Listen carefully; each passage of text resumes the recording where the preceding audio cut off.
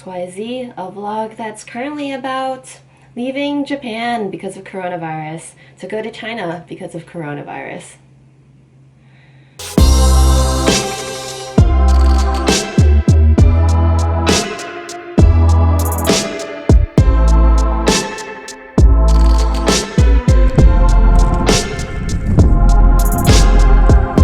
So back in late February, I had actually extended my stay here in Japan a month because things were starting to kick off all over the world, and so I didn't really know where was a place to go next.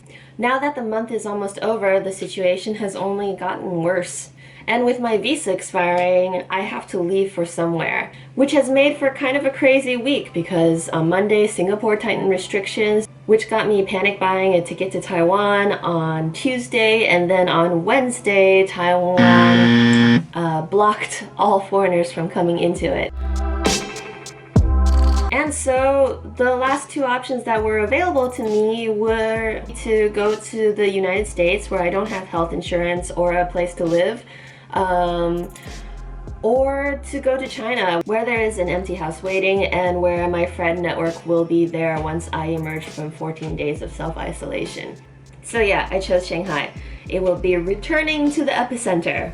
But then again, the epicenter is one of the only places where growth of new coronaviruses has slowed down to almost zero. So one of the ways that it's been able to slow down is its incredibly stringent quarantine methods. I hear from other people that have gone back that the health check process at the airport will take something like 12 hours because the China quarantine authorities are actually giving you a bunch of antiviral tests alongside the 14 days of isolation. If nobody on my plane has a fever and I pass those antiviral tests myself, then I will be allowed to self-isolate in my own home. If one of those other things happens though, I will be brought to a medical hospital/hotel facility where I have really no idea what to expect about that. So this is me before in my tiny little room here in Osaka, and I guess we'll see what happens to me after.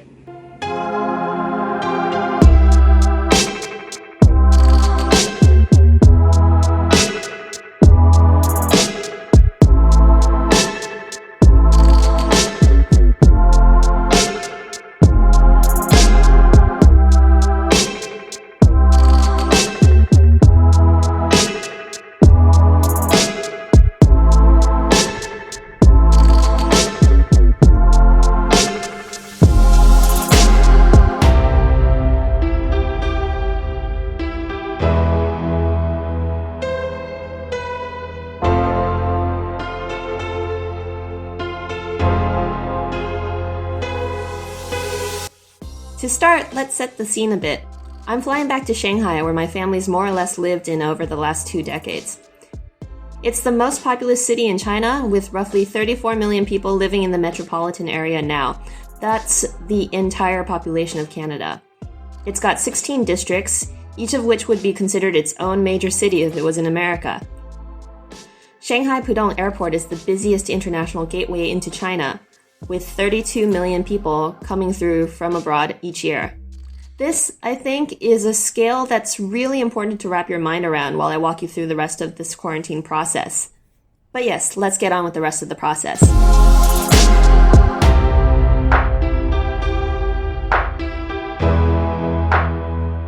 As soon as we landed, we were supposed to get temperature checked by staff. I've heard that if anyone has a temperature, the people next, behind, and in front are specifically marked, and they all have to go to a designated hospital by ambulance standing by on the tarmac. Luckily, this didn't happen to me. The first stop after the plane was an interview area where we handed in a form to help them decide what threat level we were, and they could give us a sticker to show where we would be triaged. Basically, if you're high and medium risk, like you're showing signs of being infected or you're standing right next to someone who is showing signs, you are sent away to designated areas for immediate testing and medical observation. The rest of us, the low-riskers, then continue through the airport. But there's 2 grades to low-riskers too. If you're from one of 16 key countries with known high coronavirus infections, you're given a yellow sticker until to go one route. If you're coming from any other country, you can arrange for your own transport back home, and then quarantine is decided on by your community. As I was coming from Japan, one of the 16 countries on the hot list, but I hadn't had any fever or symptoms, I got a yellow sticker. I then had to take that form to a photocopy area and then walk through a temperature scanner and then give the master copy form to a last table before regular customs and immigration. I then picked up my bags from baggage claim and headed down the yellow sticker route to find the table for my district. The district, one of Shanghai's 16, each the size of a major metropolitan city, has roughly the same amount of people as Brooklyn, though as it's not in city center, it's got about half the density. We waited around there for transport to bring all of us in our district area to a bus that would take us to our district testing center. There was a lot of waiting around in this part, and by the time the bus left the airport, it was around 7 p.m., so altogether, the airport part of this quarantine process took about 3.5 hours for me.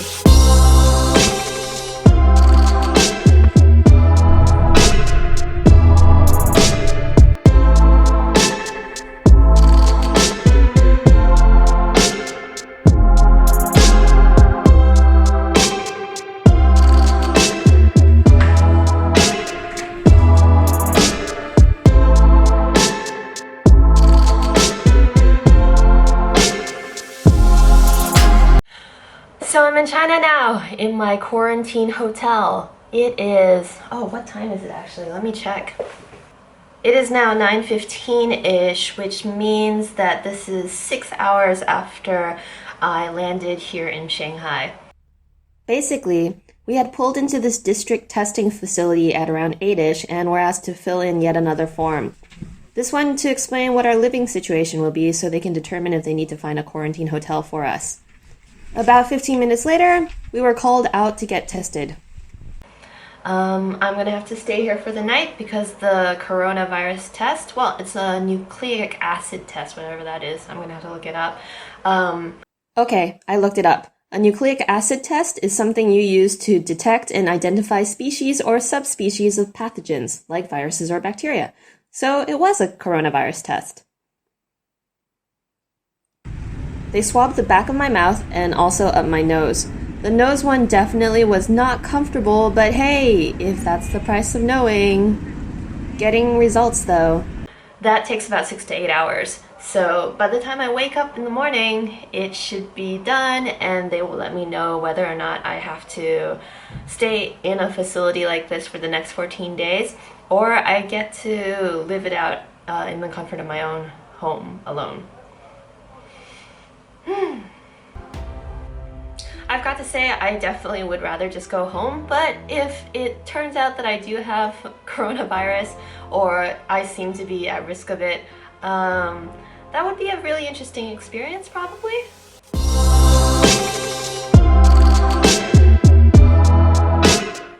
Oh, they did provide a little gift packet of stuff. I figured I'd do a little unboxing. Of course, there's China's favorite dinner, instant noodles. But then there's also all of this. What is it? What is it?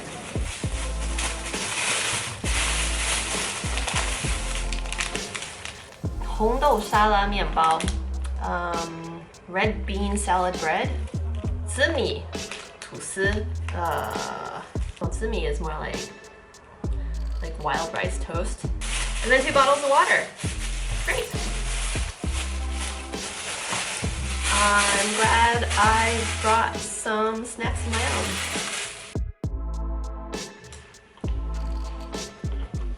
I didn't say I wasn't going to eat the instant noodles.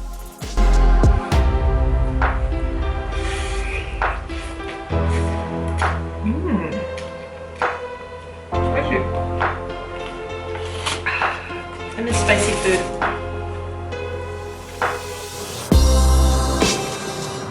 You can see people are still working pretty hard out there.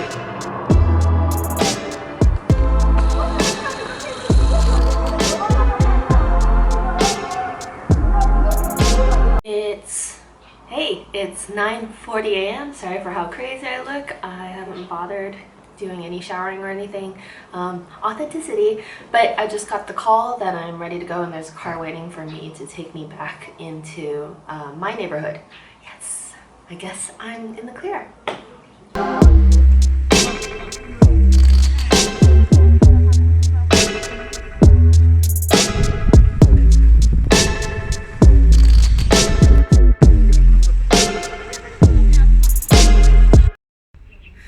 So actually, I was sent from one hotel testing facility to another area where I was asked to fill in information again. So I guess this is where I'm supposed to be picked up to go back to my home quarantine. I've been given no indication so far that I'm going to go to any medical facility, so hopefully that's still the case. Hey.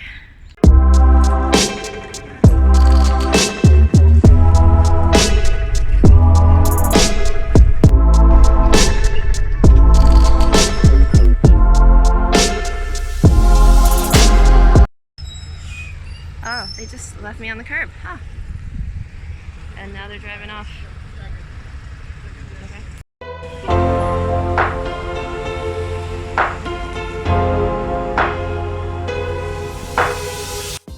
And I'm home! Yay!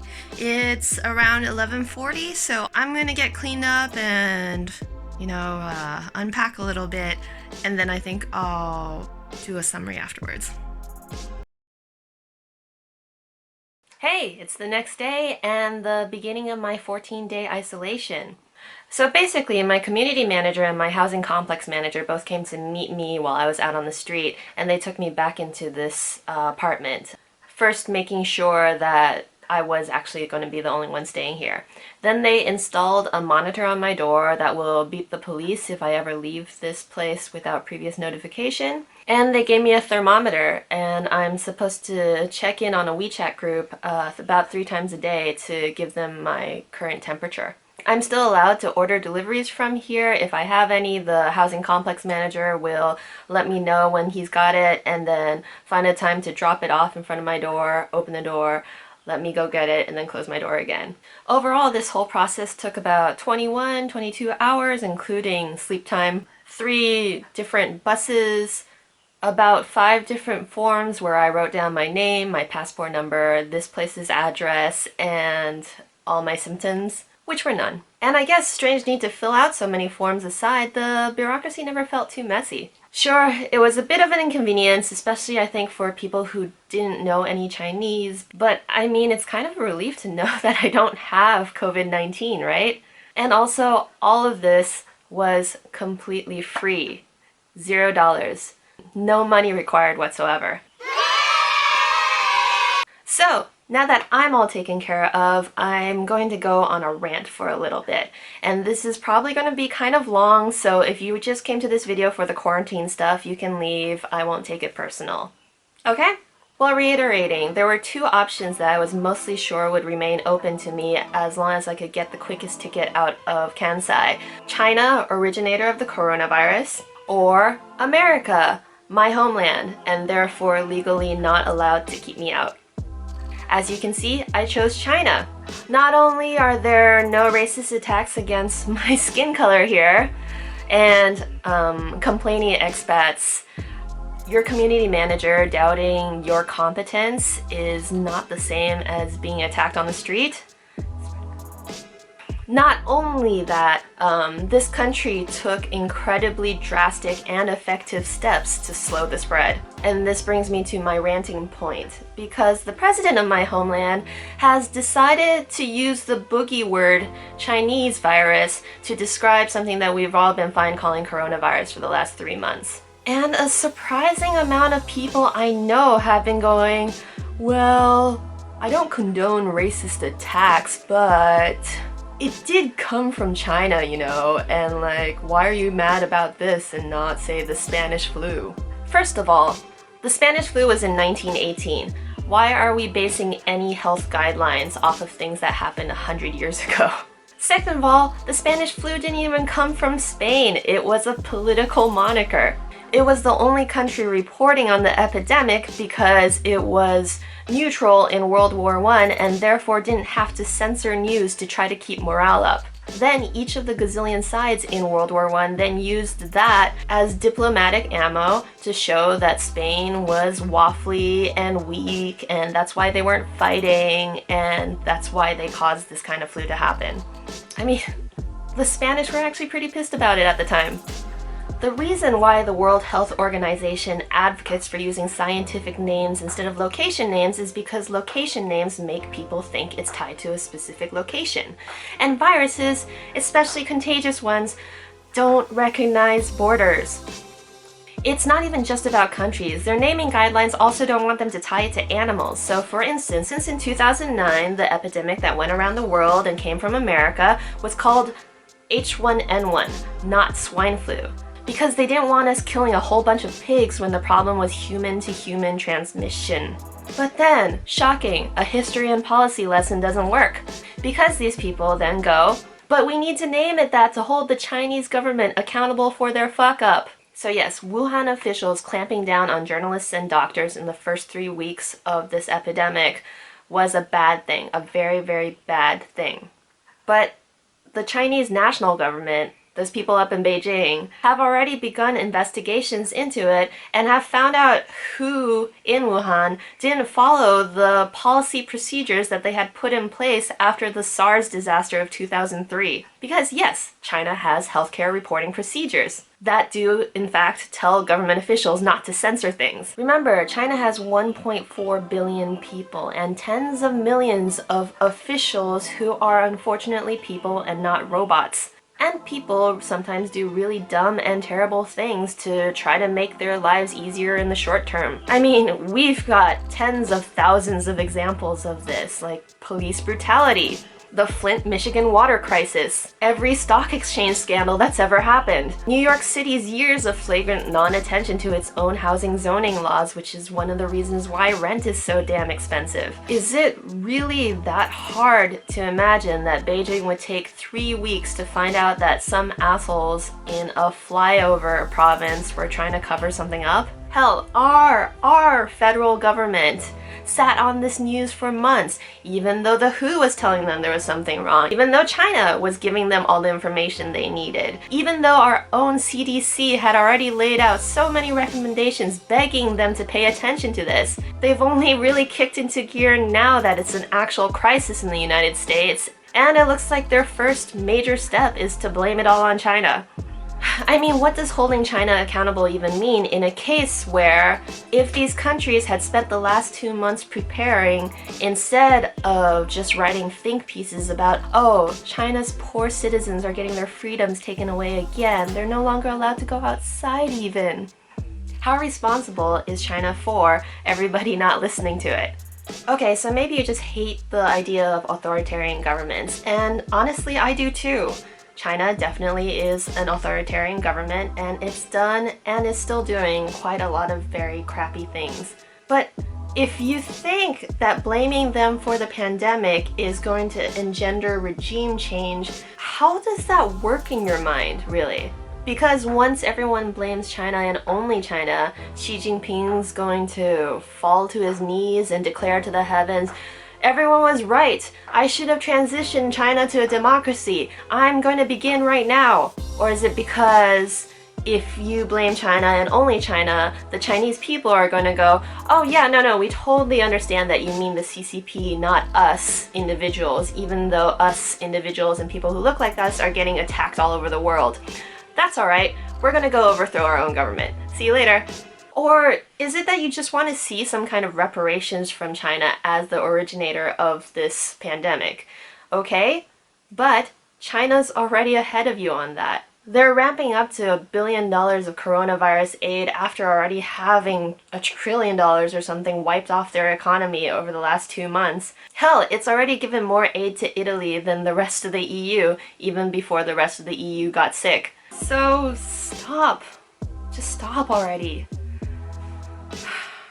As much as you seem to want it to be, China's not a failed state. It's not even close. And if you really want to liberalize it, understand that liberalizing a country takes a lot of effort and actually a lot of understanding. I mean, we can barely slow the spread of our own country into authoritarianism, and we have voting, and ostensibly we don't have censorship. And using this touch point as an intervention is not only not going to liberalize China, it's also going to damage the rest of the world. The world doesn't need you to intervene with China right now, it needs everyone to cooperate. The best way to solve a pandemic is by coming together. while staying far apart. Anyways, I'm going to be holed up here for 14 days. So I hope some of you have rethought your nonsense by the end of it, and we can all get a drink at a bar somewhere, sitting 6 feet across a giant table or something. If you found this useful, please like and subscribe. You can find me off of YouTube on my Instagram or website, and see you next time doing whatever it is I happen to be doing.